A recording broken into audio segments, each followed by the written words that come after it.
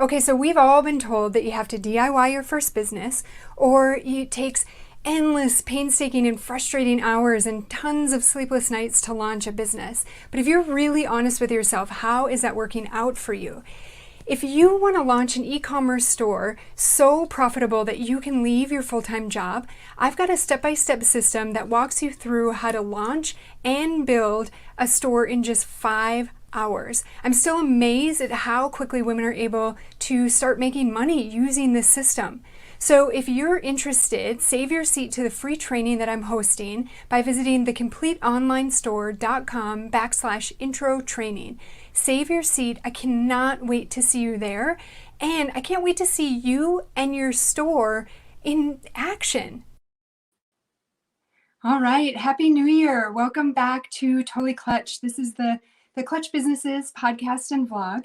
I'm Angie Veman, your host. And so we've got a new year and we've got tons of new guests. And the goal of what we talk about over the course of the next year is really to provide you tools to implement into your business immediately and create the most successful and fulfilling business that you possibly can. So we're going to start the year off talking about marketing, which is always such a hot topic for small business owners and, well, for any business owner, really. And so we've got an expert in the house today, Elizabeth Pampalone. She is the founder of Absolute Marketing, and she's going to talk to us about the trends that she sees for marketing for 2021. So welcome to the show, Elizabeth. Thanks for having me. Awesome. Well, do you want to tell us a bit about your background and what you do? Yeah, so I actually started my business 13 years ago, so a long time ago. And I started a computer repair company. I graduated, couldn't find a job. I had a web degree. Nobody was really doing anything with that at that point. So I was like, people need to know how to use computers. So I started that business and I had that business for 10 years. And during that, I actually built a second business, which was my marketing agency. And I still have that marketing agency today, and that is called Absolute Marketing. Awesome. Yeah, and your business has, I mean, you've had like a pretty steady trajectory of growth, right? Yeah, we have. Once I started using the methods that I had built for myself for the computer repair company to market that, I realized that a lot of other people could use that. A lot of other businesses could use it. And I could then take my web degree and kind of utilize that too to kind of put all this together and create an actual marketing agency that utilized all the tools that I had built for myself that were really working really well. Yeah, that's awesome. And I mean, you're a woman after my own heart because so what your kind of claim to fame right now is about creating a year's worth of content for people, marketing content for the folks that you work with in what is it, a half a day or a full day? Yeah, so we actually create all of the marketing for an entire business in 5 days. So we Yeah. do a day on branding, a day on website. So we build a website in a day on social media, 365 social media posts, a day on blogging, 12 months of blogs, and then a day on email marketing, which is 12 months of email marketing campaigns. So that's a 5-day process, but it's really to get everything you need from brand, website, social, blogging, and email marketing done off your plate, automated, so then you don't have to touch it for a whole year. Yeah, that's so awesome. Yeah, and I love that so much. I mean, I think, what I see is, and I'm sure that you see this too, is I think every business owner is kind of obsessed in a way with marketing. It's like what sits on their shoulders and kind of weighs them down all the time. And so I feel like there's this feeling that we have to be doing, we have to be generating content, we have to be doing all of this, and I don't know, I'm not quite sure what I'm trying to say, but there's like almost like a lot of anxiety around it, and yet it's so important. And so it's awesome that you take that off of their plate, right? Like it's all done and taken care of. They don't have to think about it for the rest of the year, which is awesome. Yeah, and that's something that I find a lot of business owners are losing sleep over this. Yeah. And I don't think that's necessary. I don't think anybody should lose sleep over marketing. I mean, Mm-hmm. yes, your business is important. And I actually talk about treating your business like it's a child because it does need constant care and attention. But at the same time, it shouldn't stress you out to the point where you have no joy in your business. You have no, lightness in your business. It's all like heavy and like, oh my gosh, I got to do all these things. And it's just very overwhelming. So I try to at least, lift that burden a little bit and let people know that not everything the gurus say is maybe accurate, Yeah, that's awesome. And so, so true in so many ways. Okay, so do you want to tell us, I think it might be helpful to hear about maybe what the marketing trends for 2020 were before we start to look at, 2021.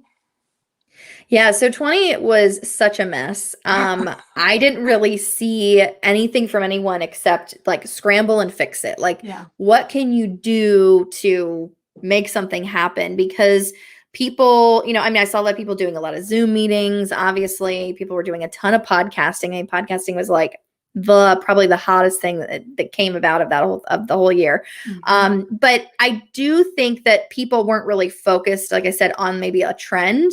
It was more about just scramble and find something and try it and see if it works. Throwing spaghetti at the wall, if you will. Yeah. So I think that this year people are going to be like a little bit more intentional because things are what they are, right? Mm-hmm. We can't change a lot of what's happening or what has happened at all. So we need to just say, okay, how can we take what happened last year and apply it to now so that we're not just scrambling to find something, but we're saying, we tried all these things last year. Mm-hmm. Let's sift through that, find the actual nuggets that were there that worked for us. And then let's add to those pieces by going further with them. So maybe somebody started a podcast, and how can they now take that and monetize it? Or how can they take that and build more intentional relationships with that? So I think people are just going to take what they tried last year, sift through it, get rid of the junk essentially that didn't work for them, and then go and take the pieces that did work and expand on them. And I really see that happening a lot this year. Yeah, that's awesome. Were there things that you saw actually, so even though it was kind of a shit show for lack of a better word, but were there some things that came out of that were really effective? Yeah, I think that, networking I'd seen a decline in networking and in-person networking over the last 2 to 3 years. And what I see happening, and this is a trend that I've seen over the last 10 to 15 years, is that when there's a downturn, in-person networking just like flourishes. There's tons of it. Sure. Groups are popping up every 5 minutes. But then when there's good times and the economy's going well and people have tons of work and, they're not really marketing, like, right. So people don't tend to market when it's good. They market when it's bad. Yeah. And you should market all the time, I think, but people tend to market when it's bad. And so they were kind of using that as a marketing tool when it was bad, especially during the recession. So as things started to improve, networking just kind of fell off. Like I could see a huge downturn. At one point in my city, we had 3,500 events a month. Now we were down to like maybe at the beginning or middle of 2019, we were down to like 200 to 300 events a month. Wow. I mean, it was almost nothing. It was crazy. And people weren't really showing up to them because they were all out there busy. They were working. People were making money. It was fine. But then in 2020, people started to come back to networking a little bit at the beginning of the year. And it was starting to pick up again because I saw, I felt like the economy in a way, not maybe what you see on the news, but the economy in local areas I could see was taking a slight downturn. And so people were like, okay, how do we keep the momentum going?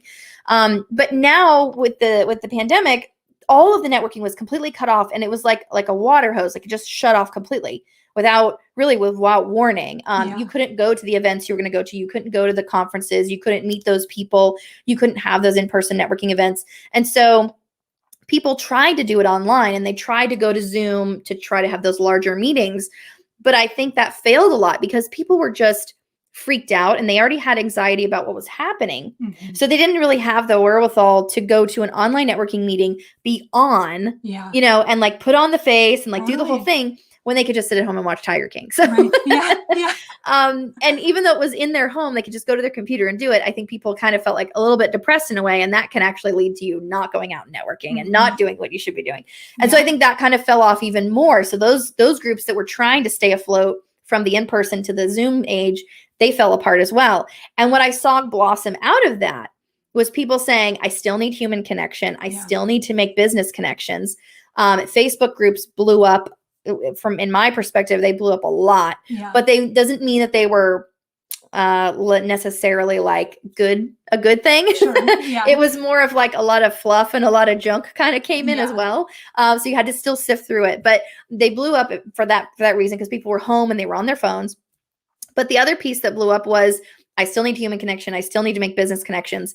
So how do I do that? But I don't necessarily want to be in a crowd, right? I don't want to go online and do some kind of big conglomerate. It was more about like, what can I do to like showcase myself, right? And how can I put myself out there just by myself? And I think podcasting really lent to that a lot. So I think that's why we saw a huge rise in podcasting as the new networking in a way, because people still needed human connection. They could have guests. They could connect with people one-on-one. So there wasn't that social anxiety. There wasn't any of that other stuff that they were thinking about would have to come along with networking per se. And I think we saw the rise of that. And also having multiple people on as guests at the same time. I think we saw that as well. And also going live. Going live really gives that accountability. And a lot of shows were going live. Some of them weren't. Some of them were recorded, which, works as well. But to have the accountability to say, my people are waiting for me to be on at, 9 a.m. every day or every week or whatever it was.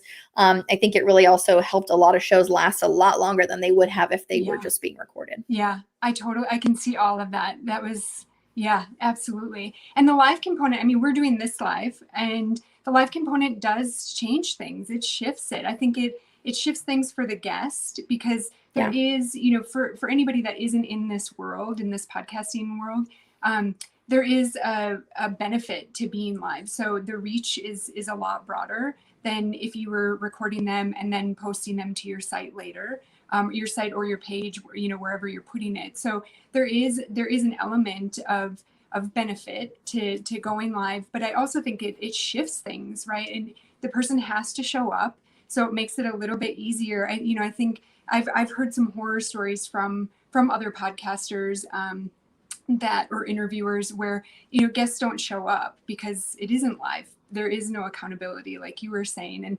And so I haven't, crossed my fingers and knock on some wood, I haven't had, issues like that. And I think it's because, partially at least because of that live component, and also partially because of like what you're talking about. There's a thirst for that connection, whether it's between, you and I, Elizabeth, or you and I and the audience that we're interacting with right now. There's just that craving to be with people. So yeah, I can absolutely see that. So cool. Okay, so let's talk about 2021. So what do you see that is going to be effective, that people are going to be, dabbling in or relying on heavily? I think the community is going to be kind of on a rise. And I don't mean Facebook communities. I think a lot of people are trying to build their own communities, especially with what we've seen, with just censorship in general. Like, I think it's kind of like back in the day, the radio, when radio was on the air and people were like, that was the medium, right? And people would put stuff on the radio, and then the FCC would be like, oh, you can't say that. You can't do that. And it was, kind of for the better, right? It kind of cleaned everything up a little bit. But at the same time, it doesn't really matter like what side of political side you're on. Like, you don't want your business to get shut down if you do something kind of accidentally bad that you weren't like really meaning to do. But then they're like, oh, you violated our terms. And Facebook can do that. Google can do that. Like, anybody can do that. And so I think people are looking for like alternative, like Kajabi, or like, making their own platform where their viewers, their listeners, whatever, their members can kind of collaborate together. Like Circle's a really big one right now. Things like that, where it's not on a social media. It's like their own group. Like, they're running it, they're hosting it, and you can still have terms and conditions issues with that as well. Right. But my point kind of is that you're not like relying on Facebook. And also a lot of the Gen Z, they're not even on Facebook. And so if you're looking for that younger audience, you kind of need to provide them their own platform so that, or your own platform, so that they can actually access it. Cause they'll say, oh, I don't have that, or I'm not on that. So then you're kind of stuck and you don't get those clients because they don't have it. They don't want it. They're not going to do it. And so I think a lot of people are going to go into community and focus on that more. And I think that's great, because I think when we build something on Facebook and everything, it works really well until it doesn't. Yeah. And I think some groups work really well there. Some groups work really well with like membership platforms that are built into a website, or that are built into, like I said, like a Kajabi or something. But I think people, like you said, they want that human connection. And as long as we are building the memberships or the communities that are varied, where we have some recorded, we have some courses, we have some live interaction, we have some forum type system. If you have all those components, then I think your community will do really well. Yeah. And then, of course, using podcasting as another form of marketing. So in the past, I feel like people kind of relied on the main 5. Like I mentioned, you got your brand, your website, social, blogging, and email marketing. I still feel like those are the main 5, because I don't think everybody needs a podcast. Yeah. But the ones that are starting podcasts, or if you think that there's something relevant that you're passionate about, that you could start a podcast on that would work, I think it's kind of like this 6th element of marketing that people are going to start taking a look at for 2021. Yeah. That's awesome. Do you have any ideas or anything that you can share for how to use podcasts within your business? I think I've used it mostly as a relationship building. Mm-hmm. So I've used it basically to replace networking. And I was on 100 podcasts last year as a guest, and I had to apply for over 400 in order to get that. So, it's not like I got on every single one. But I did get better at pitching. I got better at, what are people looking for, at streamlining the pitching process. But as far as utilizing it for business and actually monetizing it, if you're running your own podcast, you can always get sponsors and do ads and things like that. But your listenership has to be pretty high. Mm-hmm. You used to have some numbers. So you have to kind of start without that. But if you are looking to be a guest, I would say that the most important thing for either hosting or being a guest would definitely be the in-person part that you do with your guests or the host that you're working with. And that's going to really help, because if you build the relationships through that, I've been a guest on a podcast where I could trace back to that specific podcast, and it netted me around like $15,000. Yeah. And so that was just one podcast. Not all of them are like that. Obviously, it's like there's a caveat, right? But that was something that I did not expect. I mean, I went on a podcast. I freely gave my time, spent an hour with the guy. He was great. The conversation was fun. And then that was it. Like, I walked away, right? And then I waited for the link, and then I posted it, to all my people in my groups. But when the opportunity started to come from that, it was like, well, why did these opportunities come from this? It wasn't just because I was on a podcast and I sounded awesome and I said all these great things. It was because I had a relationship with him, and then he referred me to someone, and he was like, hey, we want you to be on this project. Hey, we want you to do these things. And so that is what led to that. It wasn't that I was just on this podcast and magically money appeared, right? It was the relationship that I had built. Yeah. And I think that's kind of why I asked too, is because I think, well, one, I think you've created a really important distinction that you don't necessarily have to have your own podcast to get into or incorporate podcasting into your business. You can be a guest. And, obviously that simplifies things to a certain extent, right? But I also think that it's important that you capitalize on the opportunity, that as you get experience and start to try on different things, you're clarifying your message, like you were saying. And I think you'll also start to get clear on what opportunities like you can pull out of them, right? So the one that you're talking about sounds like it was kind of organic, but you had some takeaways. You dissected it and to see why was that so successful. And those are things then that you can take with you to your other guest appearances or to your own podcast even. Yeah, absolutely. And I'm actually I launched our book in my membership community. It's exclusively there right now, and it'll be launching through publishing outlets in a couple of months. And because of that, now that I'm starting to promote the book, now that I'm out there, pushing that information out, I have 100 people that I've just talked to who, have seen that my podcast has been listened to a certain number of times, right? Mm-hmm. in some cases, I've been one of the top podcasts that they did, one of their top interviews. And so those kind of things, like I can now go back to them, and I've been going through my list, like inch by inch, little by little, and saying, hey, I've launched this book, when can we have a conversation? When can I get back on the podcast?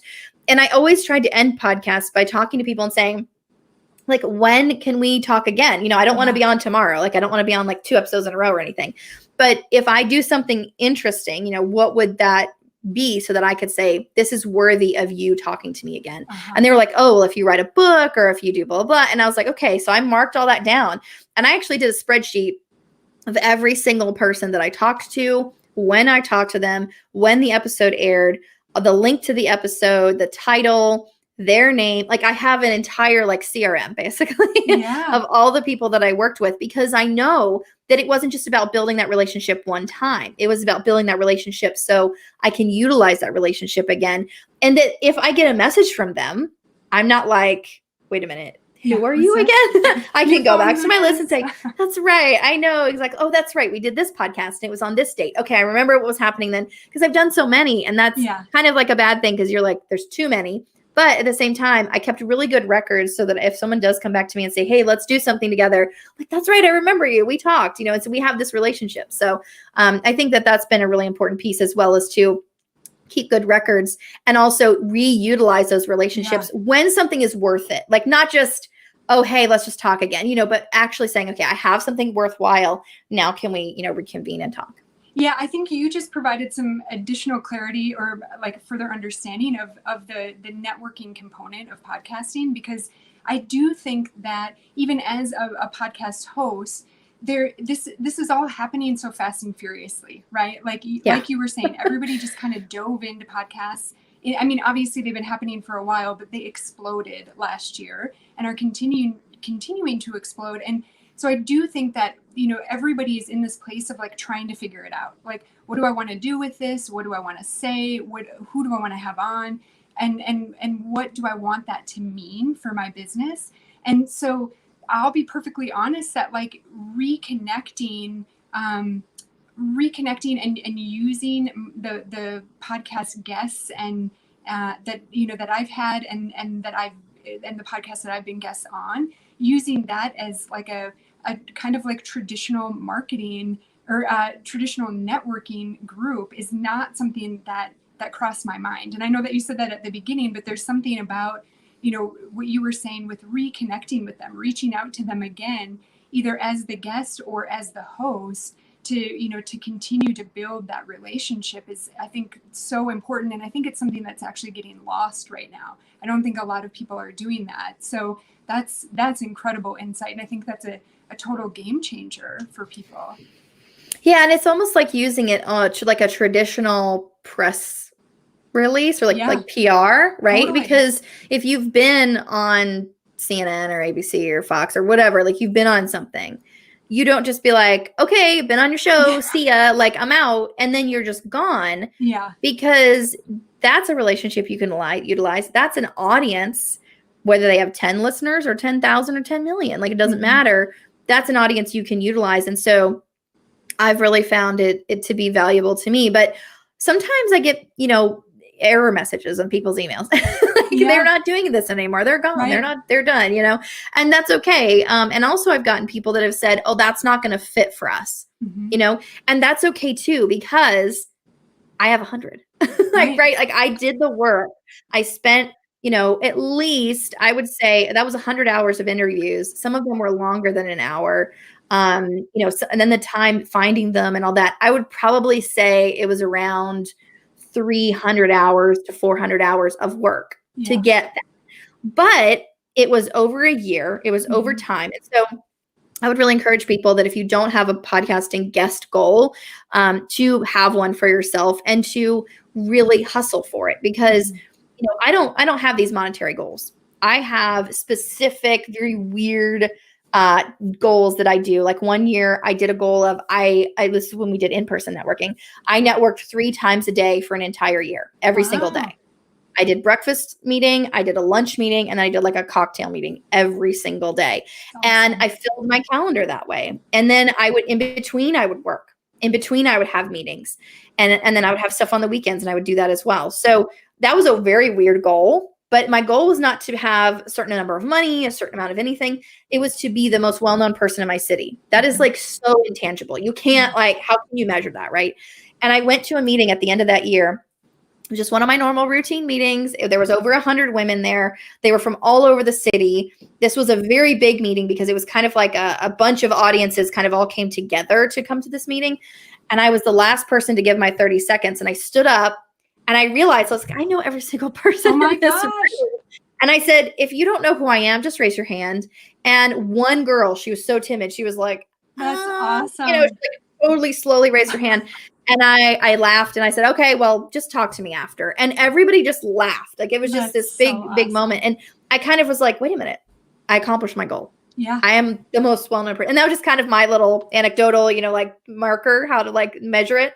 But then I would go up to people later in the next year, and I wasn't networking that much. I was doing like 3 times a week.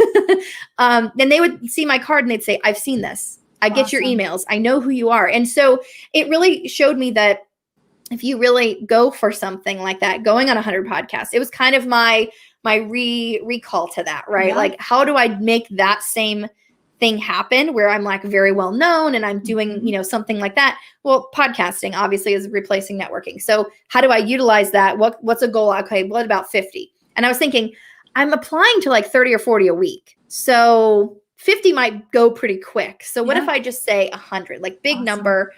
And if you can do something like that and you can actually accomplish it, even if you get close or almost there, I think I did like 107 as like my total, then, you're at least showing that you can accomplish something like that. You're feeling good about it, but also you're gaining from that later on. It's going to just basically net you more, information and more connections than even if you're just doing the 100 and kind of leaving it at that. Yeah. Yeah, so true. That's so awesome. I love that story of you standing up in front of all those women. That's so great. Cool. Okay, so what about, are there things that companies or organizations are still doing marketing-wise that they should not be doing? I think that the main focus of being on social, I think social is a part of your marketing. It's not marketing. And so I think that's still something that some organizations are looking at, is they're saying social media is marketing and I have to do social. And then they're stressing out about it. They're, having sleepless nights over it, which they shouldn't be. And so I think that if we can realize that social media is a part of marketing, podcasting is a part of marketing, and all the other components need to be there as well. You can't, I don't really think you can just push something out on social and then not send emails to follow up with those people, not send, put out blogs to follow up and have more information of yourself, of your business out there. And so, the other thing is people think that social media is the be all end all, but then when you look at an ad on social media, you're actually taken to a website. And then they think, well, my website doesn't matter. Well, if I'm on social media and I click a link, I'm going to go to your website. So if your website doesn't matter, then that doesn't make sense because the sale actually happens on your website. So I think people are kind of taking what I use as my middle pillar. It's the third day. It's the center of the whole, structure is social media because it's so important. But you have to have that brand strong first. You have to have the website strong so that when people go to social media and they get sent back to your website, they actually will make that sale. They'll make that thing happen, right? They'll do that call or book that session or whatever. But then also following up with that, they've seen you on social, you have a great website, putting out those blogs so that more people find out about you, you build your SEO, and then also doing email marketing so that you can stay top of mind with people because social doesn't always do that. So there's lots of the pieces of that puzzle that I think are missing, and people kind of hold up that middle pillar of social media like, this is the one. If I just get this right, it'll be better, but it's not. It's really about combining all 5 or even 6, as we have with podcasting now, all 6 of the pieces together to really form a cohesive brand so that people understand who you are, what you do, just by glancing. They don't need to remember every single thing about you, but if you can stay top of mind with some of the pieces we mentioned and you can have good solid foundational pieces like website branding, then you'll get a lot further. And the book that I wrote is actually kind of about this. It's about taking all of this stuff that we're talking about, all this marketing stuff, because it's like so overwhelming. And I break it down into one task every single day. So if you can do one thing every single day, you'll grow your business, your confidence, and your bottom line. So you don't have to be overwhelmed with all this stuff. And it might seem like, oh, it's going to take me forever to get all these pieces done. Well, you can do it in 5 days like I do and just like hustle and get it done. Or you can do one thing every single day to move your business forward. Yeah, that's incredible. Yeah, that holistic approach is, I think, so important and so key, and something that I guess this is more of a question, but it's going to come across as a statement. But something that came to me as you were talking is that it seems like with marketing, the second that it starts to feel comfortable, you're probably like, it's probably done and gone. Like that should no longer be the focus. And I guess it might be helpful for me to give kind of an example, but I'm thinking about social media, that social media has kind of been, it has, like, I think companies have been dabbling in it. They've known that they should be doing it, but they're not really sure how. And now I think companies are very clear on how to use that, what it's for. But now they think that that's, I guess they think that that should be the focus, right? And it's really, like you were saying, just a part of the picture. And once they have it figured out, like they feel like they do now, that shouldn't be, or that isn't the focus anymore, right? Like now it's Clubhouse, or now it's something else that is. You basically just have to always stay on the forefront, always stay searching for what the next thing is, and at the same time make sure that everything that's come before it is in line and clear and a part of your package, but it can't be the thing driving the ship.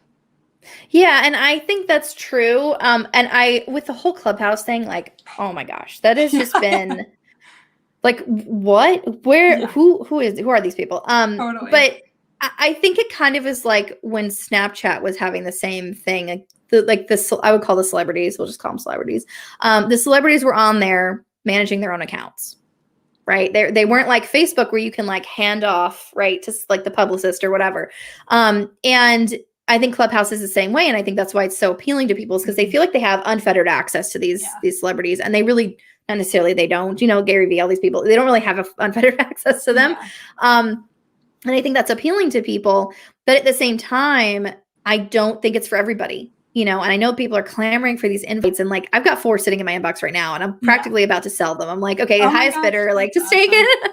Yeah, but I totally wasted the whole weekend on it. I got an invite on Saturday or something, and I've been like, just trying to figure out. And really, from my standpoint, it's like I just want to figure out how.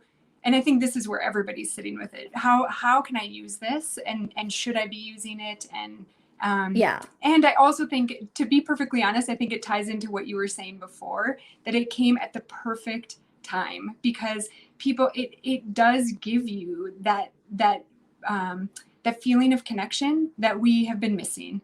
And so I think people are just like, they're thirsty for it. And so it dropped like at the perfect time, and they're making it feel exclusive enough that, it feels special, and it does feel like you're making these connections and hearing these things that you wouldn't otherwise. But and I think that it's definitely something that, if you get in, I feel like you get in, like if you get an invite or whatever, go for it. But I also think that it's one of those so new things that, it may not be worthwhile for every single like business. And so like you said, like try it out, check it out, see what it's about, see if there's anything that comes to mind that you can use it for.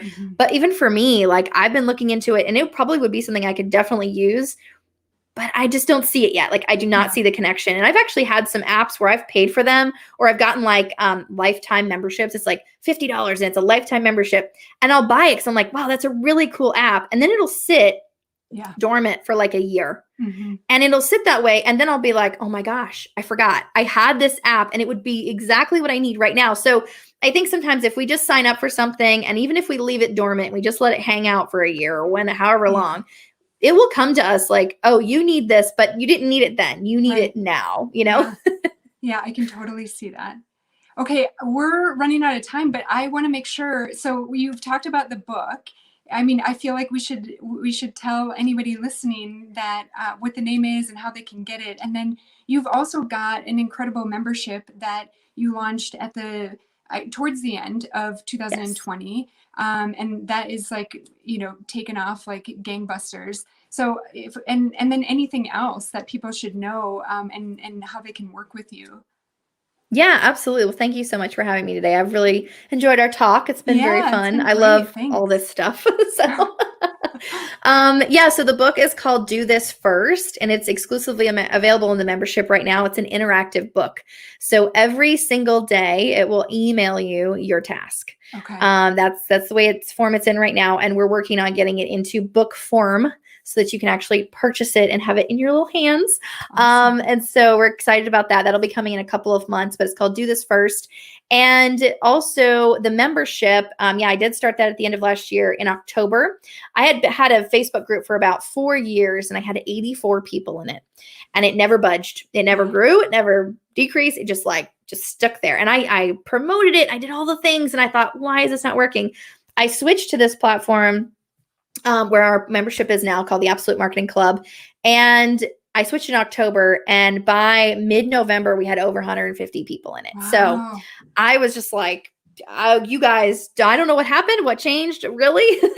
Maybe the platform was the difference, but it really grew, and we're still growing it now. And we do live trainings, we do guest trainings, we have a co-working days, we have a networking group that we run in there, a virtual one. And I also do power days, which are my in one day sessions. Okay. I do power days with groups in there as well. And it's like hugely discounted from my normal pricing. So I have all this stuff in there. It's really, really fun. I hope people will check it out. And you can find that at getabsolutemarketing.com. Or yeah, we have a lot of ways you can get to us through there. Okay. Awesome. Cool. Well, Elizabeth, thank you so much. This was so fun and so insightful. Thank you so much. I really had fun talking with you. Good. All right. Thanks, Elizabeth. Thanks, everybody, for being here. Okay, so we've all been told that you have to DIY your first business, or it takes endless, painstaking, and frustrating hours and tons of sleepless nights to launch a business. But if you're really honest with yourself, how is that working out for you? If you want to launch an e-commerce store so profitable that you can leave your full-time job, I've got a step-by-step system that walks you through how to launch and build a store in just 5 hours. I'm still amazed at how quickly women are able to start making money using this system. So if you're interested, save your seat to the free training that I'm hosting by visiting thecompleteonlinestore.com/intro training. Save your seat. I cannot wait to see you there. And I can't wait to see you and your store in action.